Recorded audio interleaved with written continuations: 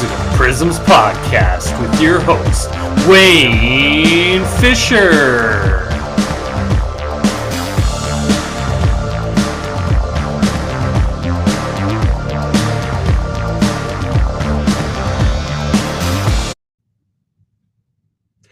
Hello, everyone. Welcome to the Musical Prisms podcast. My name is Wayne, and I have a very special guest today.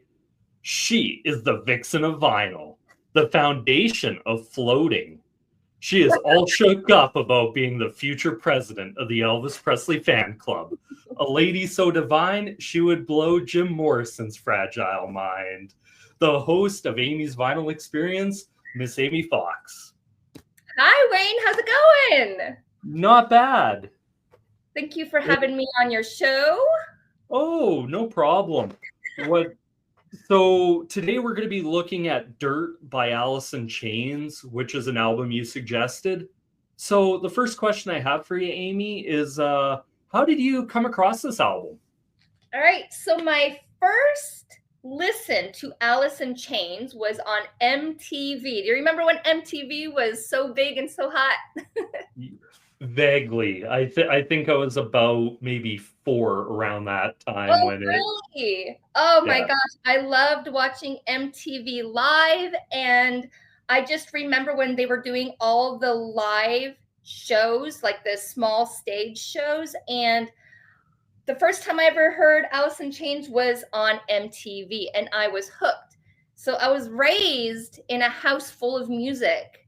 My family are musicians, but they played a lot of, country music playing. Okay, yeah. So I got a lot of my experience through MTV, the rebellious TV show. And that's where I got my first take on Alice in Chains. Okay, so a little bit of history that I have written down about this is it was released September 29th, 1992. The genres it says it is grunge, alternative metal, heavy metal, hard rock. Its length is 57 minutes and 37 seconds, which is product of the CD age, being able to have more on CD than on vinyl. And surprising to see that a large majority of this album was written by Jerry Cantrell. Lane Staley wrote 2 songs, Hate to Feel and Angry Chair, but a majority of the rest was Cantrell and Staley. Yep, that's right. And the track Iron Gland, or Untitled or Unlisted, depending which version you got, features Tom Araya of Slayer on vocals, which Alice in Chains and Slayer just feels like a weird kind of partnership. And I found out the reason why that is because when first day they started laying tracks for this album was the first day of the LA riots for Rodney King in the 90s. And like that. Jerry Cantrell was in a liquor store. He said he's seen like the place getting looted. He's seen people getting dragged out of their cars and the crap kicked out of them. So they pretty much fled, and they went out to the Joshua Tree desert and hung out for 5 days until everything calmed down. And then they came back to record this album. Now, it reached number 6 on the Billboard charts. It's gone 5 times platinum. And one thing I want to mention about this album, the lyrical concepts of this album of depression, pain, anger, antisocial behavior, relationships, drug addiction, war, death, and suicide are all integral themes to this album. So, Amy, what is your overall opinion of this album? Well, it's definitely about drug addiction. And there is, a song that's, about the Vietnam War with Jerry Cantrell, writing a song about what it would have been like in the Vietnam War. I'm not sure if his father actually spoke about it. His father always struggled about talking about the Vietnam War. So I do know a little fact that when he finally sang the song, his father was there and he took his hat off and he was swinging it around and he was crying because he was just so impressed with the song and the lyrics. So that was a touching moment for Jerry.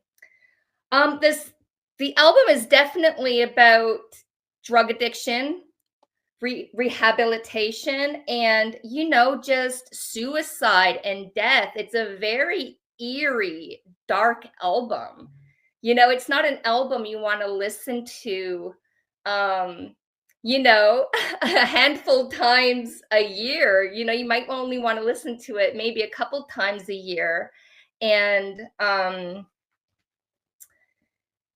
yes, the album is just what I love about the album. I love the harmonies with Lane and Jerry. They have beautiful, beautiful harmony together. It's like they're made for each other. And I love the songwriting. The songwriting is very eerie and dark, but it's so well written. And the vocals that come out of Lane Staley, the vibrato, if that's what you call it, like the vibrations. Yeah. I call Lane Staley literally my top 5 favorite vocalists of all time. I'm not sure if you were on that podcast with the best vocals with Scott at the Prog Corner. Do you remember? Were you on that one? Oh man, I'd have to go back and look. Well, anyways, he was my top 5, and I just love his vibrations. They're absolutely beautiful. He has this articulate cry that is taunting. Like when he screams, there is this pain. Like you could feel the hurt in him. Another thing as well is that a lot of people took this album the wrong way. They thought that this album was, just about drugs, about getting high. And Lane said, no, this is a warning album. This is talking to you about the warnings of heroin abuse and how it affects your life. Like he's screaming for help in this album. That's what I hear. He's screaming for help and he's hopeless and he's deprived and he knows his time is ticking, and it's just a very painful album. Yeah, I was listening to this album and I really picked up on that. Just as you said, that it was very much a warning that even Lane kind of in later years said he kind of regretted writing songs like Sick Man, Junkhead, Godsmack, songs where he even realized that there was a very fine line in singing about that, not coming off too preachy and not coming off glorifying it. And it was something listening to that I could really understand. But there's also parts that's, like you mentioned, the vocal harmonies on these are insane. Like the rooster, just that ooh, just Yes. the way it starts, and like you were talking about, Jerry Cantrell's father was in Vietnam. So, and this was Jerry's tribute kind of to his dad, but it was told in a way where it's like what he's seen in war, but also the way it came home is like whenever he said he had a line in there about getting spit on coming back to my homeland, and talking about what a lot of those guys kind of went through.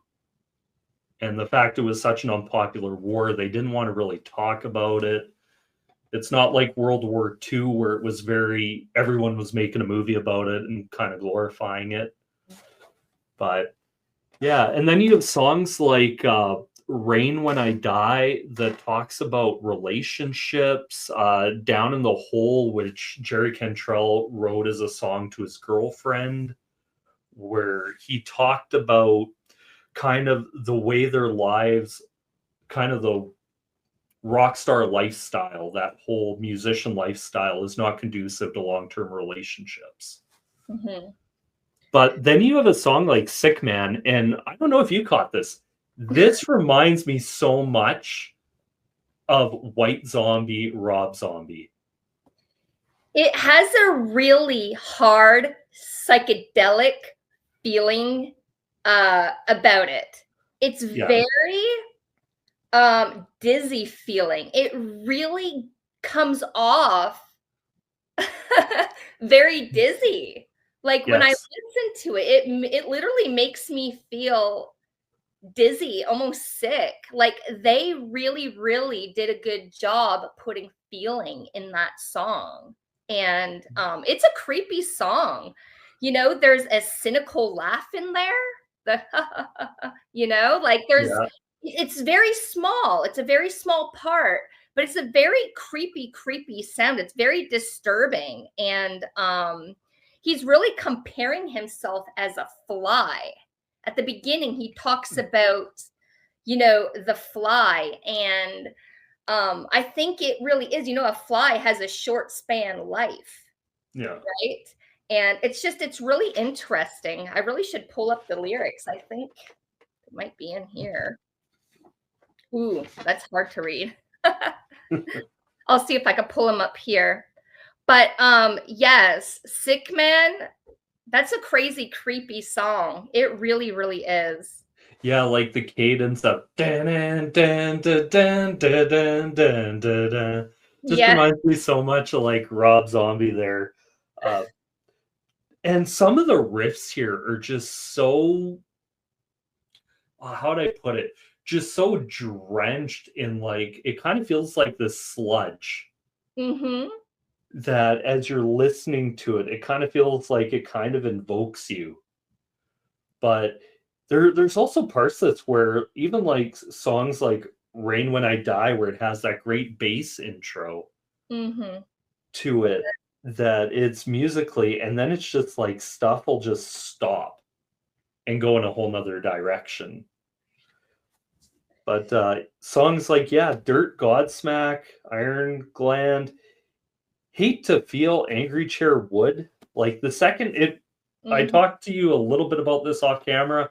This feels like two completely different albums at times, where the first half is songs, second half is kind of a story. The songs are really, really hard. Like Them Bones is such a hard song. Angry Chair, Wood, Godsmack, like they are hard songs. And what I love about you know, the album, there's no holding back. The moment you put it on the table and you drop that needle, it is immediately just bam. You know, you have Lane Stanley, yes, like he's screaming. It's like they don't even hold back. It's just all give. Like they just gave it their all on the first track on Them Bones. And it's intense because what I read was that Them Bones, Jerry Cantrell wrote that song because he has a fear of dying. He said one day, eventually, we're just going to be a pile of bones. And it's really about the fear of, you know, Jerry, and he was always afraid of dying. Yep. Yeah, it's really interesting. I was reading also about this album that it also was rated by a lot of guitar mags is like the best guitar album of 1992, which I can see it, like how drenching and just not over the top in the same flashy ways like the 80s bands were doing, but in terms of grunge, like this might actually be the quintessential grunge album. It is. They actually say that it is. I mean, it's the hardest album because then you have Sap and Jars of Flies, and it's a little more softer around the edges. This is your big, banger album that's just like real aggressive. And yeah, they definitely delivered. So, Facelift, sorry, not Facelift, Yeah, I think that's the name of the first one. Mad Season. We'll Or talk Mad Season, more, yeah. Alice in Chains. Mad Season, Lane Staley was in there, and I mean, it was pretty hard. It was pretty hard. And then Dirt comes out, and it's just, whoa, it is like above that notch. It really is. And I still think Dirt is harder than Facelift. Absolutely.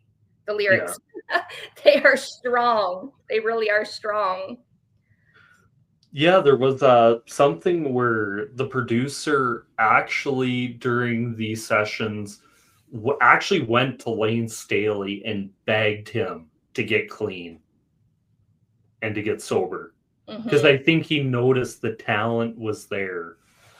But Lane, and I'm not sure if it was the rest of the band, because they were all struggling with addiction. Jerry and Lane were very close. They were best friends, inseparable. And, they did their best to help Lane, but, you can only really help yourself, And there's a song, I'm trying to think which one it is.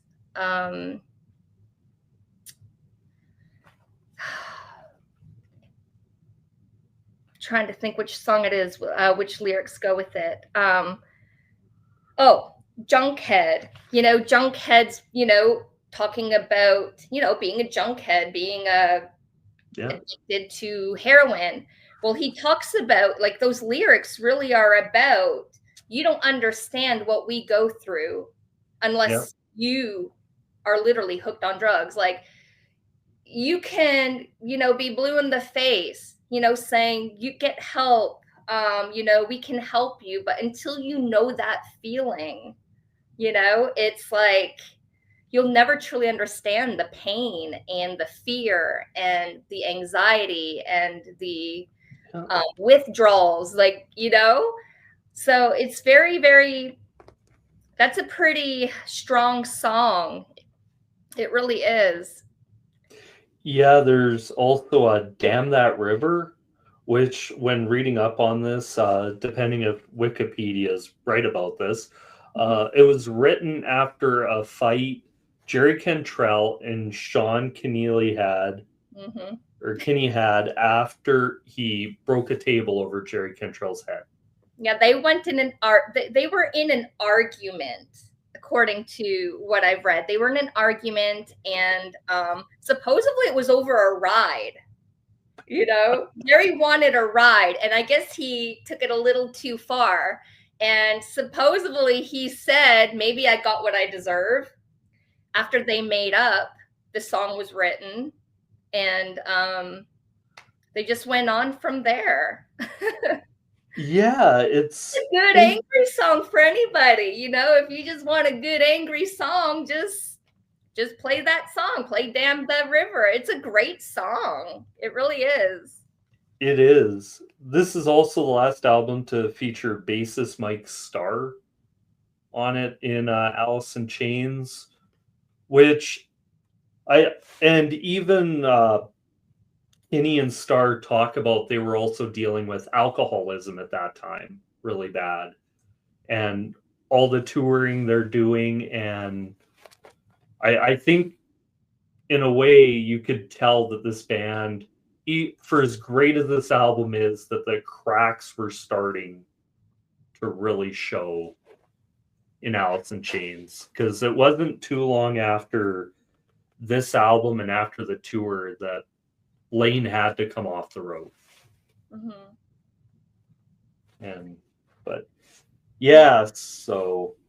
But like you said, some of the lyrics here are really strong, especially the whole song Wood is about Andrew Wood, I believe is his name, from Mother Love Bone, Yes. and talking about people's hypocrisy, judgment of, oh, just another musician dying, pretty much, and their whole, it was Jerry's way of judgment. Like, until you've done it, you can't really say anything about it, because they were very quick to judge him at that time. And Jerry, I think, felt that was very unfair. And on the music video, Lane Staley is wearing that red, white striped shirt. Supposedly, that was Andrew's shirt. Supposedly, one day when they were leaving, I don't know if it was like his house, hotel, or what, Andrew threw the shirt to Lane Staley's girlfriend at that time. And I guess he decided to wear it. Oh, wow. Yeah. Like, so what do you think of that small track? I think it's called Untitled. It's very sinister, sorry, wrong word. It's very sinister. Well, how do you feel about that? It was very interesting listening to it, because from what I read, that it was a guitar piece Jerry would play to annoy the hell out of everybody, and he knew it annoyed him, so he kept playing it. So for him to stop playing it, he was allowed to record it. Tom Araya did it, but after that, he was never allowed to play it again. So it's like very, there's a lot of really creepy sounds going on in there. I like it. I think it's a nice little spot for it, because it is a very dark album. Yeah. I really, really like it. It's just very creepy. It really is. Yeah. There is kind of, not to go off too far off topic, but I do notice, like, the 90s was a musical quagmire of a lot of things going on, and what would stick for about 2 minutes, then about a day later it was gone. It was the best of all genres of music, and you got all your one-hit wonders. So it was like, you either made it real big and you really made it out there, or you only made one big hit and that was it. Yeah. You're done. But I love my one-hit wonders, so. Yeah, like, it's really interesting going back to this record, because I have not listened to this in about 15 years. And I have to be in the mood to listen to grunge, so this kind of forced me to sit down and listen to it. Like I said earlier, I think this might be the quintessential. Anyone who's like, what is grunge? This is it. So, yes. And then you have Nevermind, Kurt Cobain, Yeah, that was the year earlier. I can't remember the date. So you're either an Alice in Chains fan or a Nirvana fan. Nirvana fan. So, but definitely, I have a soft heart for Alice in Chains. I always have. I just, they're both dark, but I really enjoyed grunge growing up. I loved grunge growing up. I remember being in the basement and blasting grunge music, and my mom would open the door and she'd be like, turn that music down. Like, she'd go nuts. My sister and I, we would play Nirvana, Alice in Chains, and my mom had no idea how we got our hands on that music, but babysitting money, and then we'd go to the mall and we'd purchase the albums that we wanted. So I enjoyed grunge. Like, I think of I loved it so much. I'm getting like these deja vus of being in high school, and the boys, they all want to be Kurt Cobain. They had like the greasy hair and they would walk like this. Hold on, let me do my hair. Let me show you how it was done. They'd put their hair like this and they'd walk like this. Yeah. And they would take their shirts, they'd poke holes in their sleeves and they'd pop their finger in there.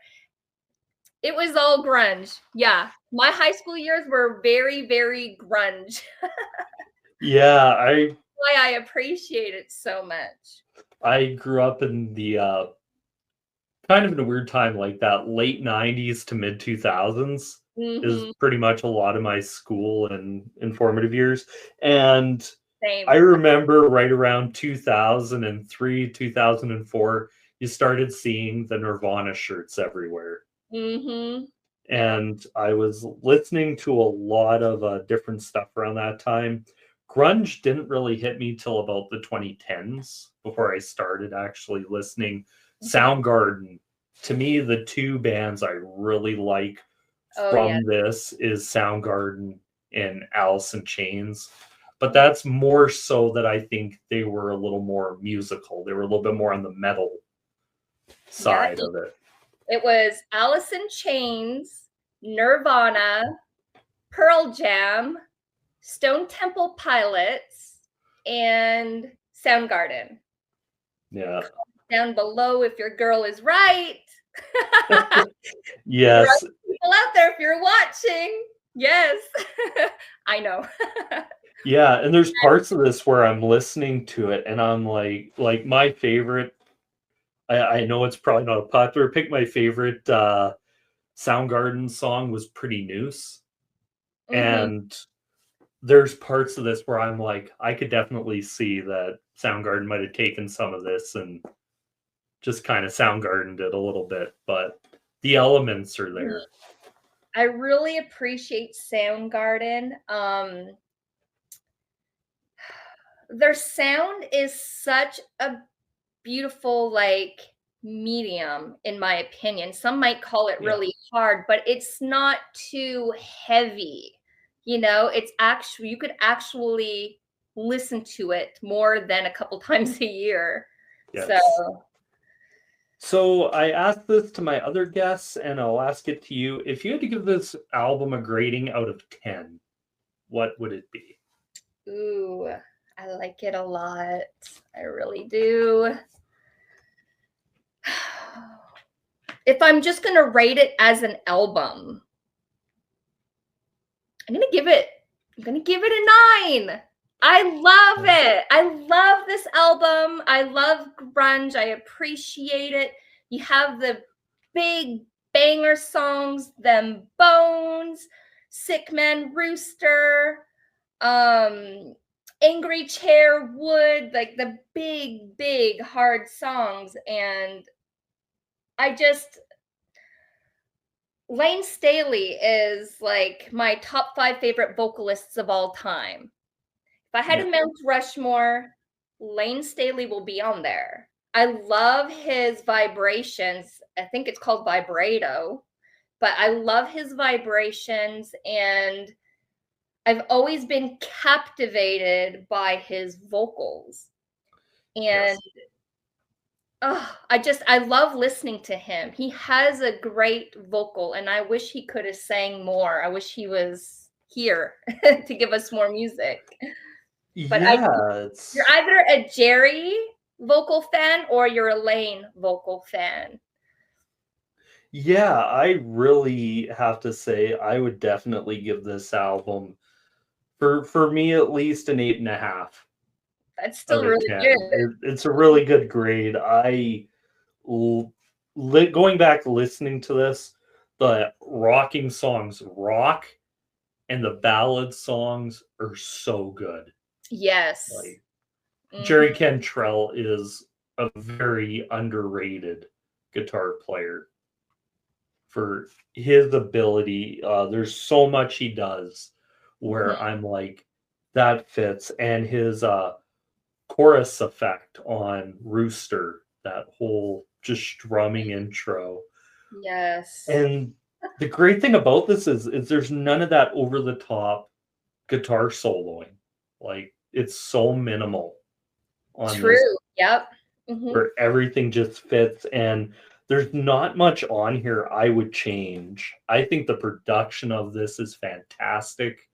Mhm. I've been listening to it a lot with noise canceling headphones, and I'm just like, wow, it really, the production is so well done where there's parts where it's like you can't even tell.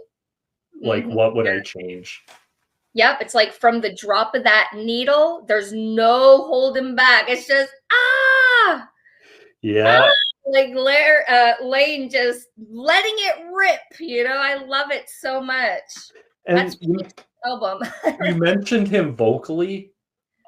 One of the great things I love about this, for as heavy as these songs are, his vocals, other than the like, he's really singing in a very dark tone. That's a lot lower than the instruments, and it gives it this whole swirling, haunting vibe. I always said his vocals is like an instrument. I mean, vocals are an instrument, but he can hit a range that is just very hard. Not many can hit that low. Yeah, like, it reminds me of Peter Steele of Type O Negative, like, minus the goth vocals. But it's so low, it's so baritone, where it's like down here, that it's like, oh, that's so good. And I think it fit Alice in Chains, because I know, like, Facelift, Man in the Box vocals were kind of up here. These are so much lower that it does fit this whole mood. I know you did mention the album art to this. Oh, yes. Do you want me to talk about it? Sure. Okay, so the album art is very, very interesting. So a lot of people think that this is Lane Staley's girlfriend, and her name was Demery. I believe that was her name, Demery. Well, this isn't Demery. A lot of people think that's Demery. It's not. So Rocky Shank is the artist of this. This isn't done in the desert. He created this in his studio. So he did the backdrop. He painted the backdrop with the little mountains and everything. All this is made out of like foam. It's called foam core. And then he had clay to create the cracks and everything. So how they did it, they had a dummy doll lay in the middle of the foam. And I guess they pulled her up when it dried. It was the perfect silhouette for a model. And the model was Mariah O'Brien. She laid in there for 8 hours with a wig. And they ended up, patting her with clay all around with a blow dryer, drying her. So there's like real photos of how this was created. And so she was stuck there for 8 hours. When she got up, she had to go to the bathroom so bad after being there for 8 hours. She ran up. Her wig was stuck to the clay. So they took pictures of her wig stuck in the clay. And that's the story that I read. And I saw some awesome photos. But, I mean, this was done in a studio. And the reason why he chose to do it in the studio is because he wanted to create the perfect lighting. Like, you can see that it looks like a mirage, it's all blurry. He needed the lighting to create certain shades, I guess. It's a fantastic album cover. Like, it's very in your face. It is. And they said this is supposed to look like, is she dead or alive? Yes. Because the album is really eerie and dreary, and it talks a lot about death, suicide, slowly dying, So they really wanted to make it look like, is she alive or is she dead? And yeah, it's really how the person, perceives it, really. Yeah, it's a fantastic album. Once again, I'd say thank you, Amy, so much for doing this. This was a fantastic listen for me to go back and listen to. Just like a lot of the albums with guests I've been going back listening to. Some of them I haven't heard in a long, long time. Evanescence would be one that I probably, other than the hits, I never actually ever listened to the rest of the album. And that was a nice, fun experience. But this one is really eye-opening. I wanted to catch you off guard. I said, I'm going to try and find something that I don't think you listen to very much. So you can sit back and listen to something and, you know, it's like reliving that feeling. It's like starting fresh. Like, how do you hear it 15 years later? You know, you must have heard it differently 15 years ago. Oh, definitely. Like, it's one of those albums where it is so dark, so heavy that, like I said, I have to be in the mood to listen to it, because otherwise it's just like you just kind of want to turn it off. It's too dark. It can be too dark. Yes. And it's kind of that feeling like you have to take a shower after listening to it. The Wall is another album where I get that feeling. The Wall. Really? Yeah. Because just once you hit about side 2, a certain part, it just gets so it's like it's so dark, so depressing. You get those few light moments, but it's just not enough to. It's too suffocating. It's like, oh, yeah, it can make you blue, that's for sure. Yeah. Well, anyway, once again, thank you, Amy. Definitely love to have you on again as a guest. If you guys haven't, go check out Amy's Vinyl Experience on YouTube, and I believe on Facebook as well. They can find you there as well. They can find me there as well, yes. Awesome. So what's coming up with Amy's Vinyl Experience? Anything in the pipeline? Well, my channel, I only create when I have passion. I don't upload as much as you or most vinyl people. I just go with the flow, and I like my channel is really about passion, sharing the passions of music. And I really want to talk about my music when I'm full of passion. I don't want to feel like it's a job for me. I don't want to lose the passion for it. Some people can do it every day, but me, I want to share that genuine side of me. And my subscribers seem to love it. A lot of people talk about their own feelings, like, oh, I love that song. You know, this brought me memories when I was this age or whatever. So really, that's what my channel is about. So I only post like once or twice a month, but they're really good listens. I go into deep dives of breaking down lyrics and sharing my experience. It's Amy's Vinyl Experience. So I'm going to share my experience with you. But I have been doing some shows with Peter Kerr from Rock Daydream Nation, and I actually have one coming up with him. And I have another show coming up with Tom Curlis at Curlis Mania coming up too. So you might want to check those two channels, Rock Daydream Nation and Curlis Mania. I'll be on there in February. So yeah. Perfect. Thank you for having me on your show, Wayne. I appreciate it so much, and I had a blast, and I look forward to deep dive into another album with you.